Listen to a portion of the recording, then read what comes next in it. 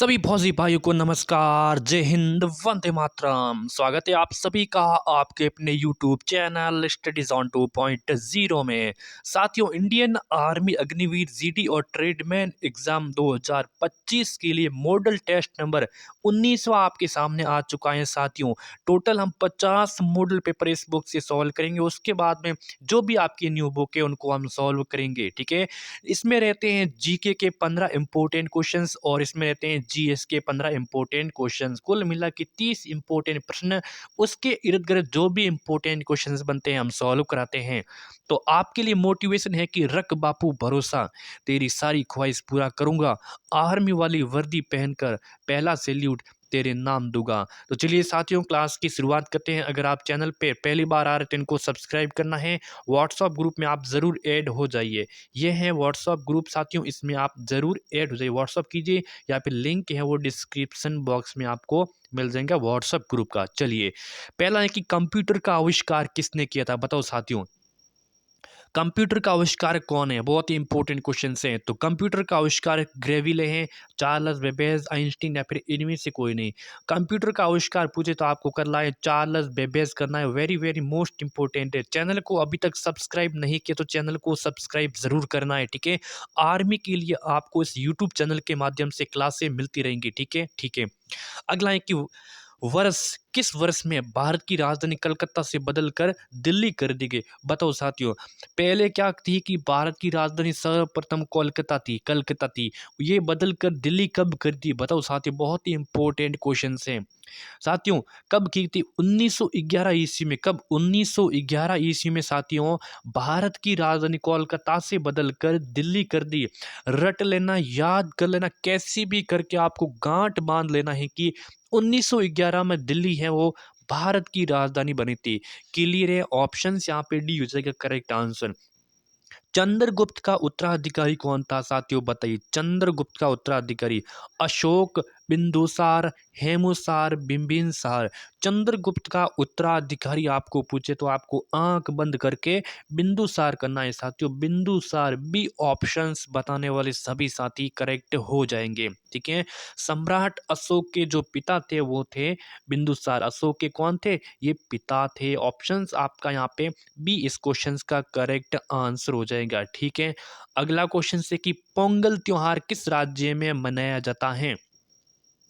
पोंगल का त्योहार किस राज्य में मनाया जाता है, बहुत ही इंपॉर्टेंट है साथियों। तमिलनाडु है, केरल है, कर्नाटक है, आंध्र प्रदेश है। साथियों, क्वेश्चन है कि पोंगल त्योहार किस राज्य में मनाया जाता है।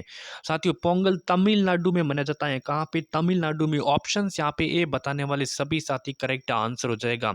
साथियों, तमिलनाडु में और प्रसिद्ध शास्त्रीय नृत्य कौन सा है, तो भरतनाट्यम। याद रखना है कि भरतनाट्यम है ये तमिलनाडु का है, बहुत ही प्रसिद्ध नृत्य है। ठीक है, भरतनाट्यम। ठीक है, अगला है कि किस वेद को भारतीय संगीत का जनक कहते हैं। किस वेद को साथियों, किस वेद को भारतीय संगीत का जनक कहते हैं, बहुत ही इंपॉर्टेंट क्वेश्चन है। बताइए, ऋग्वेद को, अथर्ववेद को, सामवेद को या फिर यजुर्वेद को। किस वेद को भारतीय संगीत का जनक कहते हैं, तो किसे कहते हैं, बताइए। सामवेद को कहते हैं, बहुत ही इंपॉर्टेंट है। सामवेद को साथियों भारतीय संगीत का जनक कहा जाता है, रट लेना, वेरी वेरी इंपॉर्टेंट है। वेद चार होते हैं, ऋग्वेद, यजुर्वेद, सामवेद, अथर्ववेद। इनमें सबसे प्राचीन वेद की बात करें तो प्राचीन वेद आपका ऋग्वेद हो जाएगा। कौन सा प्राचीन वेद, कौन सा हो जाएगा, ऋग्वेद हो जाएगा। ठीक है, चलिए। धारवाड़ का पठार कहाँ स्थित है, बताइए। तमिलनाडु में, मध्य प्रदेश, कर्नाटक या फिर इनमें से कोई नहीं। धारवाड़ का पठार साथियों कहाँ पर स्थित है, बहुत ही इंपॉर्टेंट क्वेश्चन है। धारवाड़ का पठार बताइए कहाँ पर है, तो कर्नाटक बताने वाले सभी साथी यहाँ पे क्या हो जाएंगे, करेक्ट आंसर हो जाएंगे। कहाँ पर है, धारवाड़ का पठार है साथियों, कर्नाटक में है। क्लियर है। जो 36 यहाँ पे मैक एक आता है इंपोर्टेंट, जो मैकाल का, कौन सा है, मैकाल का पठार, ये कहाँ पे है, ये है छत्तीसगढ़ में। कहाँ है, छत्तीसगढ़ में। क्लियर है, छत्तीसगढ़ में। एक आता है आपका छोटा नागपुर का पठार, कौन सा आता है, छोटा नागपुर का पठार, ये कहाँ पे है, झारखंड में। ऑप्शन यहाँ पे इस धारवाड़ का पठार है कहाँ पे, कर्नाटक में। सी आंसर बताने वाले सभी साथी करेक्ट आंसर हो जाएंगे। ठीक है, नेक्स्ट क्वेश्चन। अगला है कि हड़प्पा सभ्यता में ऊंट की हड्डियां किस पुरा स्थल से मिली है। जो हड़प्पा सभ्यता में ऊंट की हड्डियां हैं किस जो पुरा स्थल से मिली थी, बताओ। ऊंट की हड्डियां मिली थी कालीबंगा से। कहाँ से? कालीबंगा से मिलती। ऑप्शन आपका बी। कालीबंगा कहाँ है साथियों? कालीबंगा हनुमानगढ़ राजस्थान में, हनुमानगढ़ राजस्थान में। ठीक है, तो ऊंट की हड्डियां किस जो पुरा स्थल से मिली थी? तो कालीबंगा से। ठीक है, ठीक है। अगला क्वेश्चन, अभी तक चैनल को सब्सक्राइब नहीं किया तो वापस बता रहा हूँ, चैनल को सब्सक्राइब करके नोटिफिकेशन प्रेस पे ऑल पे जरूर क्लिक करना है। ठीक है, भारत का कौन सा राज्य भूटान से अपनी सीमा साझा नहीं करता है? भारत का कौन सा राज्य भूटान से अपनी सीमा साझा है वो नहीं करता है, बताइए। तो यहाँ पे भूटान से तो सिक्किम करता है, पश्चिम बंगाल करता है, असम करता है, लेकिन मेघालय यहाँ पे सीमा साझा नहीं करता है, इसीलिए डी ऑप्शन आपका करेक्ट यहाँ पे हो जाएगा। संविधान के किस अनुच्छेद में बताया गया है कि भारत की सरकार भाषा और तथा इसकी लिपि देवनागरी, भारत की सरकारी भाषा तथा इसकी लिपि देवनागरी है? संविधान के किस अनुच्छेद में ऐसा बताया गया है कि भारत की जो सरकारी भाषा और इसकी जो लिपि है वो कौन सी देवनागरी है? किस में बताया गया है साथियों? तो 348 में, 334 में, 343 या फिर 345 में बताया गया है? तो ऐसा बताया गया है अनुच्छेद 300 भाषा से संबंधित बताया गया है 343 में। सी उत्तर आपका बताने वाले सभी साथी करेक्ट हो जाएंगे। निम्न में से फ्लाइंग सिख के नाम से किसे जानते हैं, बताइए। फ्लाइंग सिख के नाम से, फ्लाइंग सिख के नाम से किसे जानते हैं?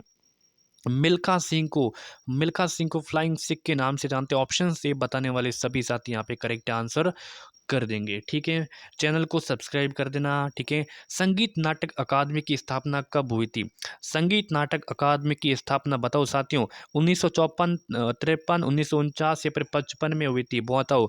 संगीत नाटक अकादमी की स्थापना की बात करें तो कब? 1953 में हुई थी, 1953 में। बी उत्तर बताने वाले सभी साथी यहाँ पे करेक्ट आंसर हो जाएंगे। ठीक है, ललित कला की स्थापना की बात करें, एक ललित कला आती है, उसकी स्थापना 1954 में हुई थी। ठीक है, संगीत नाटक अकादमी की स्थापना 1953 ईस्वी में, 1953 ईस्वी में। ठीक है, कहाँ पे हुई थी? इनका मुख्यालय कहाँ पे? मुख्यालय है दिल्ली में। कहाँ पे है?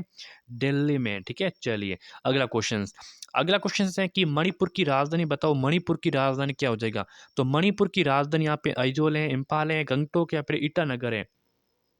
मणिपुर की राजधानी साथियों इम्फाल हो जाएंगे। क्या हो जाएंगे? इम्फाल। बी उत्तर आपका यहाँ पे करेक्ट आंसर हो जाएगा, इनकी राजधानी इम्फाल है। 1972 में मणिपुर को राज्य का दर्जा दिया गया, 1972 में। कर्नाटक का जोग जलप्रपात नदी द्वारा बनाया गया जाता है। कर्नाटक का जोग जलप्रपात किस नदी के द्वारा बनाया जाता है? शरावती, महानदी, भागीरथी, नर्मदा? बताइए इसका आंसर। कर्नाटक का जोग जलप्रपात किस नदी के द्वारा बनाया जाता है? बहुत ही इंपॉर्टेंट है।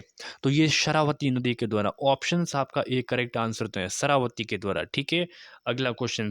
आधी रात का सूरज किस देश को कहते हैं, बताइए।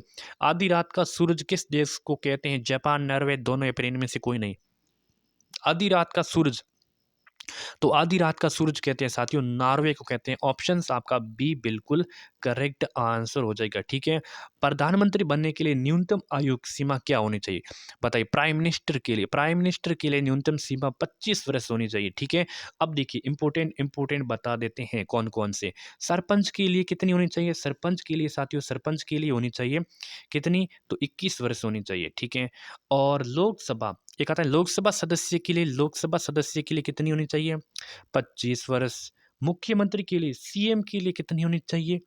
25 वर्ष होने चाहिए। और राज्यसभा सदस्य के लिए, राज्यसभा के लिए, राज्यसभा की बात करें तो यहाँ पे कितनी होनी चाहिए? 30 वर्ष होनी चाहिए। ठीक है, और राज्यपाल के लिए, राज्यपाल के लिए 35 होनी चाहिए। राष्ट्रपति के लिए 35 होनी चाहिए। ठीक है, उपराष्ट्रपति के लिए 35 होनी चाहिए न्यूनतम, ये आपको याद रखना है। अब आपका सामान्य विज्ञान साइंस के क्वेश्चंस। आलू एक रूपांतरित है, तो पर्ण है, फल है, जड़ या फिर तना है? आलू क्या है? तो आलू एक तना है। क्या है? आलू तना है। ठीक है, बिल्कुल साथियों, आलू एक भूमिगत तने का उदाहरण है। और कौन कौन से हो सकते हैं भूमिगत? लहसुन, प्याज, हल्दी, आलू। ठीक है, डी उत्तर इसका करेक्ट आंसर हो जाएगा। अगला क्वेश्चन है कि निर्वात में प्रकाश की चाल कितनी होती है? निर्वात में प्रकाश की चाल बतानी है। निर्वात में प्रकाश की चाल कितनी होती है? निर्वात में प्रकाश की चाल तो वो होती है 3 × 10⁸ मीटर पर सेकंड होती है। ठीक है, याद रख लेना है। निर्वात में प्रकाश की चाल कितनी होती है? 3 × 10⁸ मीटर पर सेकंड होती है। ठीक है, ठीक है, ऑप्शन आपका बी करेक्ट हो जाएगा। अगला, अनाज व अंडे तथा दूध में कौन सा विटामिन अनुपस्थित रहती है? देखिए, अनाज है, वो अंडे हैं तथा दूध में कौन सा यहाँ पे कौन सी विटामिन है अनुपस्थित रहती है, अनुपस्थित कौन सी विटामिन रहती है, तो यहाँ पे विटामिन सी करना होगा आपको सही आंसर। कौन सी विटामिन सी है वो केवल खट्टे फलों में पाई जाती है, ठीक है। आंवले में सर्वाधिक विटामिन सी होता है, सर्वाधिक विटामिन सी किसमें होता है, आंवला में होता है, किसमें होता है, आंवलम। और विटामिन सी होता है खट्टे फलों में होते हैं, ठीक है, खट्टे फलों में। ऑप्शन आपका इसमें सी हो जाएगा इस क्वेश्चन का राइट। प्लेग फैलता है तो मच्छरों के द्वारा, कुत्तों के द्वारा, चूहों के द्वारा, इनमें से कोई नहीं। प्लेग किसके द्वारा फैलता है, बिल्कुल चूहों के द्वारा फैलता है। प्लेग है वो चूहों के द्वारा फैलता है। प्लेग जीवाणु जनित एक रोग है, ठीक है। आरबीसी का मतलब क्या होता है, आरबीसी का मतलब, ठीक है, बताइए साथियों। चैनल को सब्सक्राइब जरूर करना है, ठीक है, चैनल को सब्सक्राइब कर देना है, ठीक है। आरबीसी का मतलब क्या है, इसका फुल फॉर्म बताना है। आरबीसी क्या होता है, लाल रक्त कणिकाएं, रेड ब्लड सेल, ठीक है, लाल रक्त कणिकाएं, इंग्लिश में कहते हैं red blood cell. Option C is the correct answer होता है। आरबीसी का जीवन काल बताइए भाई। जीवन काल होता है 120 दिन का होता है, 120 दिन का होता है आरबीसी। आरबीसी का निर्माण कहाँ होता है, निर्माण होता है लाल अस्थि मज्जा में होता है, अस्थि मज्जा में, ठीक है। आरबीसी की कमी से एनीमिया रोग होता है और आरबीसी का कब्रिस्तान प्लीहा को कहते हैं, ठीक है। आरबीसी कमी से एनीमिया रोग होता है, आरबीसी का कब्रिस्तान किसे कहते हैं, प्लीहा को कहते हैं। क्लियर है। दांतों का इनेमेल बना होता है कैल्शियम फॉस्फेट का, नाइट्रेट का, पोटेशियम का, फिर सभी का बनाता है। जो दांतों का इनेमल बना होता है वो किसका बना होता है, ये कैल्शियम फॉस्फेट का बना होता है, याद रखना, ठीक है, कैल्शियम फॉस्फेट का बना होता है। और एक क्वेश्चन पूछ लें कि अस्थायी दांतों की संख्या कितनी होती है, ठीक है। मनुष्य में अस्थायी दांतों की संख्या 20 होती है, कितनी होती है, 20 होती है। और मानव शरीर का सबसे कठोरतम भाग की बात करें वो दांतों का इनेमल होता है, ठीक है। और दांत 4 प्रकार के होते हैं, आप सभी को पता ही होना चाहिए। वोल्फ्राम किसका अयस्क है, वोल्फ्राम चांदी का, जिंक का, एल्यूमिनियम, टंगस्टन का। वोल्फ्राम, वोल्फ्राम किसका, वोल्फ्राम है साथियों टंगस्टन का। इसमें डी आपको आंसर करना होगा। दूरदृष्टि रोग, रोग निवारण के लिए किस प्रकार के लेंस का प्रयुक्त होते हैं, दूरदृष्टि के लिए। दूरदृष्टि के लिए साथियों हम करते हैं उत्तल लेंस का प्रयोग। किसका करते हैं, उत्तल लेंस का प्रयोग करते हैं दूरदृष्टि के लिए, ठीक है। अगला है कि प्राणी में क्या नहीं पाया जाता है। यहाँ पे क्वेश्चन है कि प्राणी में क्या नहीं पाया जाता है, तो कोशिका भित्ति, झिल्ली या फिर दोनों। प्राणी में क्या नहीं पाया जाता है, तो प्राणी में यहाँ पे कोशिका भित्ति, यहाँ पे कोशिका भित्ति नहीं पाई जाती। ऑप्शन से इज द करेक्ट आंसर हो जाएगा। चलिए अगला क्वेश्चन है कि ईसीजी संबंधित है, ईसीजी किससे संबंधित है, बताइए साथियों, बहुत ही इंपॉर्टेंट क्वेश्चन है। ईसीजी किससे संबंधित है, त्वचा की जांच से, हृदय की जांच से, एंटीबायोटिक या फिर इनमें से कोई नहीं। ईसीजी का संबंध किससे है, तो ईसीजी का जो संबंध है वो हृदय की जांच से, बिल्कुल। ईसीजी इलेक्ट्रोकार्डियोग्राफ होता है, इलेक्ट्रोकार्डियोग्राम होता है, ये हृदय से संबंधित है। हृदय की जो धड़कनें होती है इनकी विद्युतीय संकेतों का पता लगाने के लिए इसका उपयोग किया जाता है। बी उत्तर आपका करेक्ट हो जाएगा। अगला है कि मानव शरीर निर्माण में सर्वाधिक पाया जाता है, मानव शरीर निर्माण में सर्वाधिक क्या पाया जाता है, हाइड्रोजन, ऑक्सीजन, कार्बन डाइऑक्साइड या फिर नाइट्रोजन। मानव शरीर निर्माण में सर्वाधिक क्या पाया जाता है, बताइए साथियों, तो ऑक्सीजन पाया जाता है, क्या ऑक्सीजन पाया जाता है। बी उत्तर बताने वाले सभी साथी यहाँ पे करेक्ट आंसर हो जाएंगे, ठीक है।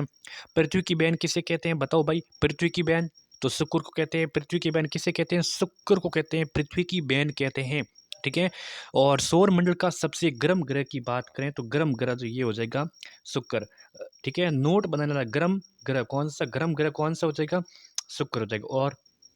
और शुक्र के बारे में बात करें तो नीला ग्रह है, कैसा है, नीला ग्रह है, बिल्कुल साथियों, नीला ग्रह शुक्र है। चमकीला ग्रह है, ठीक है, चमकीला तारा है। चमकीला तारा की बात करें, चमकीला तारा तो साइरिस हो जाएगा, ठीक है। अगला है कि रक्त की तरल अवस्था को क्या कहते हैं, प्लाज्मा, कठोर या फिर अर्ध पारगम्य या फिर कुछ नहीं। रक्त की जो तरल अवस्था को कहते हैं, तरल अवस्था को प्लाज्मा कहते हैं। ऑप्शन आपका ए करेक्ट हो जाएगा, प्लाज्मा कहते हैं। क्लियर है। पौधे नाइट्रोजन किस रूप में ग्रहण करते हैं, पौधे जो नाइट्रोजन ग्रहण करते हैं ये किस रूप में ग्रहण करते हैं, बताओ भाई, तो ये नाइट्रेट के रूप में ग्रहण करते हैं, नाइट्रेट के रूप में ग्रहण करते हैं। क्लियर है, नाइट्रेट के रूप में। अगला है कि सर्वाधिक अघात वर्धनीय व तन्य धातु कौन सी है, सर्वाधिक अघात वर्धनीय और तन्य धातु कौन सी है, बताइए इसका आंसर, ठीक है, सोना हो जाएगा, ठीक है, सोना। चलिए यहाँ पे आपके जीके एंड जीएस की क्लास संपन्न हो चुकी है। क्लास कैसी लगी, इसको लाइक शेयर सब्सक्राइब सब कुछ कर देना है, ठीक है। इसको ज़्यादा से ज़्यादा शेयर करना है और ज़्यादा से ज़्यादा सब्सक्राइब करना है, और जो भी आर्मी की तैयारी कर रहे हैं, ठीक है, धन्यवाद।